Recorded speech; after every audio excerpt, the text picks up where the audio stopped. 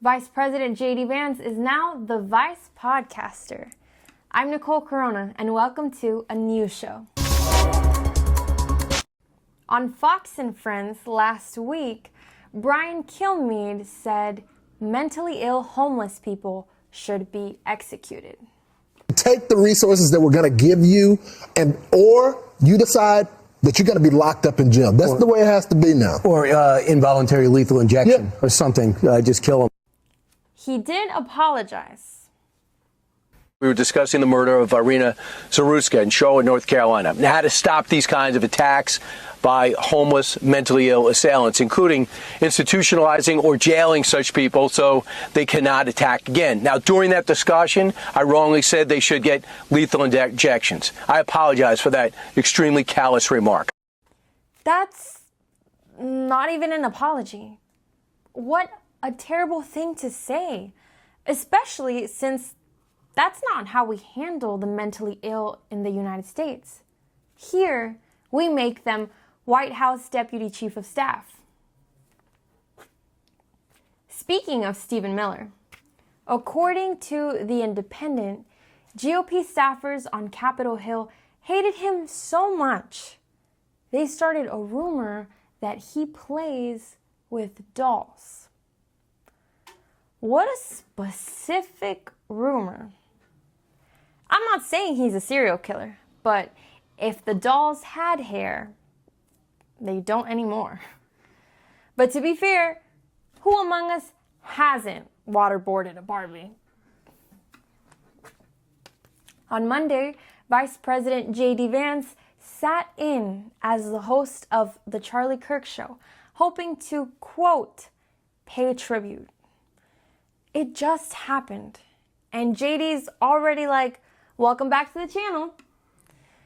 I think that's the first time where a tribute ended with, be sure to subscribe and smash that like button. So let me get this straight. When he's not vacationing, he's hosting podcasts.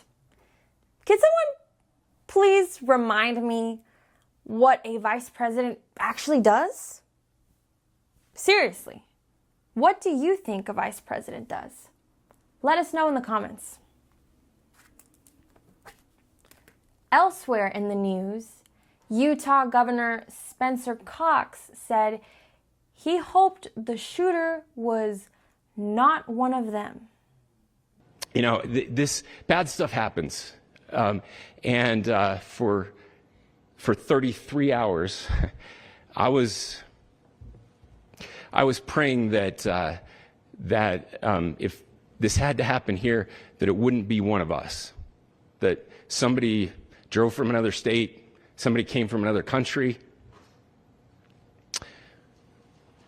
Sadly, that prayer was not answered the way I had hoped for, just because I thought it would make it easier on us if we could just say, hey, we don't do that here. And indeed, Utah is a special place. We lead the nation in charitable giving. We lead the nation in service every year. But it did happen here. And it was one of us. So basically, for 33 hours, he prayed that the shooter was brown. And when the shooter turned out to be white, Cox was like, fuck. He might be the governor of Utah, but he thinks like an ICE agent. On a side note, that prayer says he cares more about the image of white males than gun violence. A real Christian would have prayed for the victim's family, world peace, or mouth tape. Where I'm from, there's a saying, calladito te ves más bonito. Defense Secretary Pete Hegseth is reportedly creating a list of military personnel who mocked Charlie Kirk's death, with plans to terminate or discipline them. Apparently, the military now has a zero-tolerance policy for disrespecting podcasters. Officials are calling it Operation Thin Skin. And finally, President Trump threatened a reporter when asked about Pam Bondi going after what she declares as hate speech. That'll come to a vote, but we'll see what happens. And what do you make Pam Bondi saying she's going to go after hate speech? Is that, I mean, a lot of your allies say hate speech is free speech. She'll probably go after people like you because you treat me so unfairly. It's hate. You have a lot of hate in your heart. Maybe they'll come after ABC. Well, ABC paid me $16 million recently for a form of hate speech, right? Your company paid me $16 million for a form of hate speech. So maybe they'll have to go after you. That was a fair question, right? And Trump threatens him like that? That's crazy talk. We really should just look into institutionalizing or jailing such people so they cannot attack again. Thanks for watching. Make sure to subscribe and smash that like button. I'm Nicole Corona, and now we leave you with today's mic drop moment. Epstein's client list. You confirmed that it exists. Attorney General Pam Bondi confirmed earlier this year that it exists. I just want to ask you a simple question. Is Prince Andrew on Epstein's client list? The material related to Prince Andrew has been made public. Is Prince Andrew on the client list? We have released the index of names that were in Jeffrey Epstein's. Is Donald Trump on Epstein's client list?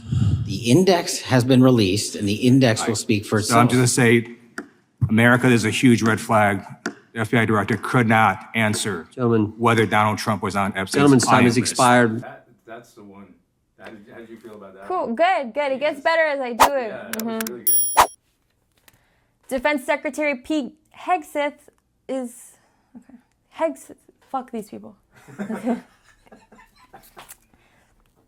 Defense Secretary Pete Hegseth